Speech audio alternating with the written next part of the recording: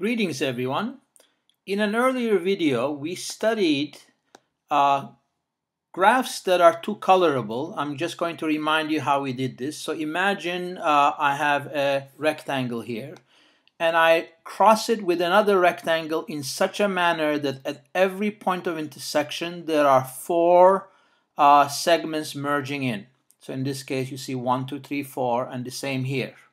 And imagine I do this process again and again. Every time I cross an existing rectangle, I make sure that I always intersect in that fashion that I just described.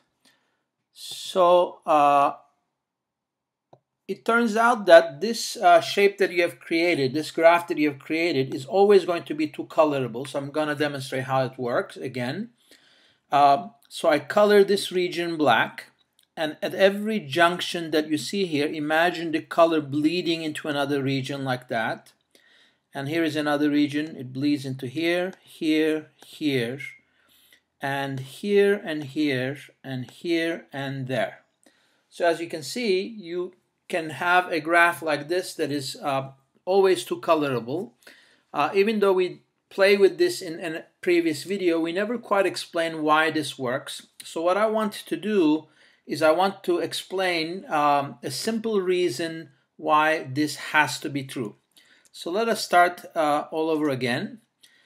I want you to imagine the rectangles you're creating as physical cards. So imagine I place down a card and I place down another card on top of it. And observe that the moment I do this, I have created a situation where this region has a singleton car occupying it, whereas this region here has double car, two cars occupying this space. And again, this region has a singleton car occupying it. I can continue this process again. Let me just do it one more time so we can see it better. So right now, imagine I place another card and observe, and I'm going to actually start writing these things down. Imagine that so this region has a singleton card in it, so I'm just gonna write that this has number 1. When I come to this region again, it has only a single card occupying it, so I'm gonna write 1. But when you come to this region, observe that there are two cards overlapping, so I'm gonna put there the number 2. And when you come to this region, observe again this has two cards occupying it. I'm going to place number 2. When I come to this part, again I have two cards occupying it. I'm going to place the number 2. But now observe something interesting happens. When you come to this region right here, this region it's part of 1, 2, and 3 cards. So I'm going to place there the number 3. And again, this region has only a singleton card. I'm going to put here the number 1. Now, what is interesting to note is as you do this process again and again and again, and imagine I continue this with more cards, with more rectangles, observe that every time you cross a boundary, your number is going to either increase by 1 or decrease by 1. So from here I pass into here. That means I have reached a place where there are two cards that are overlapping. Now it has 2. The moment I cross to here, it goes to 3. The moment I cross to here, it goes down to 2. It goes down to 1, up to 2, down to 1, etc. My whole point being, every time you cross a boundary, the numbers are going to increase or decrease by 1. So my whole point here is such a numbering system, and let me create maybe one more so you can see better. Such a numbering system is always going to have some numbers, 1, 2, 3, 4, 5, etc. But every time you cross a boundary, you're going to go up or down 1. So here this region has 2, so I'm going to place 2 there, but we are back to 1 here, etc.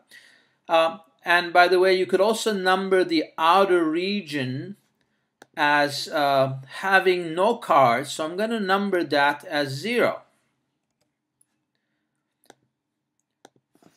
So now imagine we are trying to do a coloring scheme here.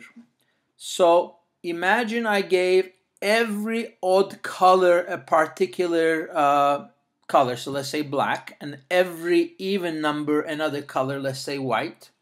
So what you would get in this process is, so let's start. So 0, I'm going to make the first even number, I'm going to make it as white.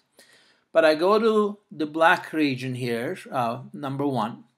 Now observe, if I cross a boundary, I'm going to increase by 1.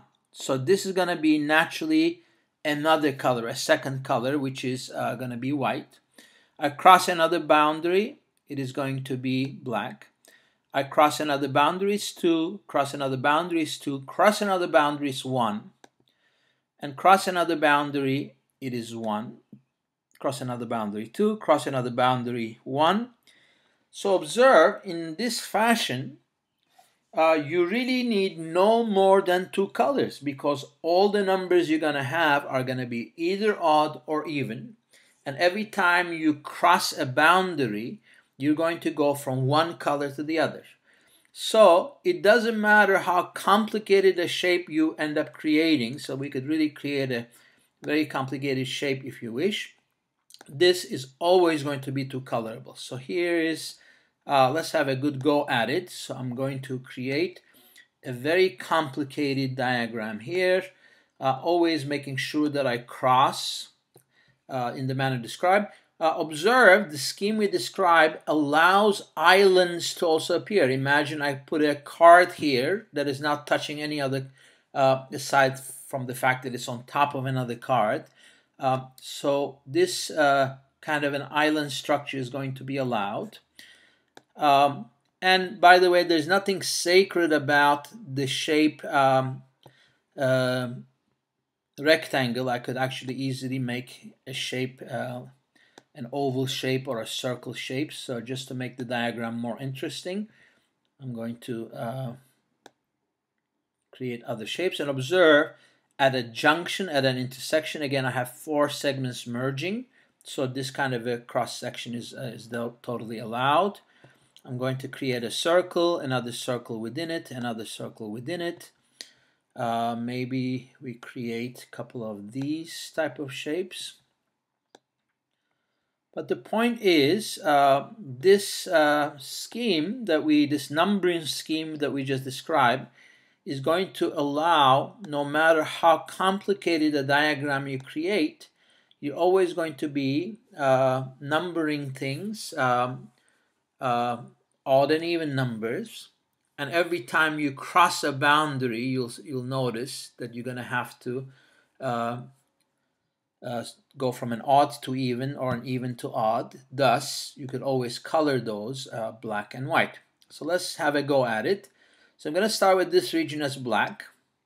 Now I go to this region and the color bleeds in, the color bleeds in, the color bleeds in, like that.